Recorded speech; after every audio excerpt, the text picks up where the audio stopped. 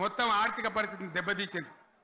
తెలివి తక్కువ పనితోని అవివేకం వల్ల అజ్ఞానం వల్ల పరిపాలన చేయరాక సర్వనాశనం చేసింది. రాష్ట్ర ఆర్థిక పరిస్థితి ఎంత మంచిగుండే, ఎంత బాగా పోతా ఉండే. మేము కష్టపడి కడుపు కట్టుకొని నోరు కట్టుకొని సంవత్సరానికి 10 నుంచి 15 వేల కోట్ల ఆదాయం పెంచినాం. అనేక రివ్యూ మీటింగులు చేసినాం. ఎంత బాగా తీసుకొని పోయినాం, తెలంగాణను ఎట్లా తయారు చేసినాం, ఆ విధంగా తీసుకొని పోయినాం. ఇవాళ ఒక్క మాట మీరు అందరూ ఆలోచన చేయాలి.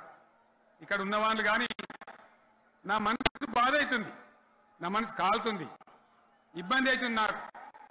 నా కళ్ళ ముందటనే తెలంగాణ ఇట్లా కావడం నాకు దుఃఖం కలిగిస్తూ ఉంది. నేను ఆవేదనతో చెప్తున్నా ఈ మాట. ఒక్క మాట మీరు అందరూ ఆలోచన చేయండి. తెలంగాణలో భూముల ధరలు ఎట్లుండే, కేసీఆర్ ముఖ్యమంత్రి ఉన్నప్పుడు బీఆర్ఎస్ రాజ్యం చేసినప్పుడు భూముల ధరలు ఎట్లుండే. ఆనాడు కొనేటోళ్ళు ఎక్కువ ఉండిరి, అమ్మేటోళ్ళు తక్కువ ఉండిరి. ఇవాళ ఆపదకి అమ్ముకుందామంటే భూములు కొనేటోడు ఉన్నాడా? అడుగుతున్నా భూముల ధరలు ఎక్కడికి పోయినాయి? ఎవరికన్నా 5 ఎకరాలు డాంబర్ రోడ్డు పక్కకుంటే నేను 5 కోట్ల మనిషిని, నేను కోటీశ్వరుని అనే ధైర్యంలో రైతులు ఉండరు. ఇవాళ అడిగేటోడు ఉన్నాడా?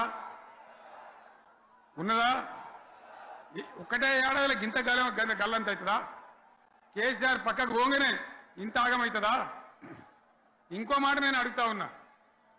కరెంటును 35 ఏళ్ళు బాధపడ్డాం. నా బావి కాడ కూడా మోటార్లు కాలిని.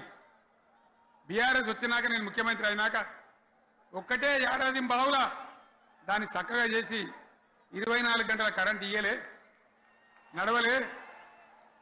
రెప్పపాటు కూడా కరెంటు పోకుండా 24 గంటల కరెంటు తేలేదా?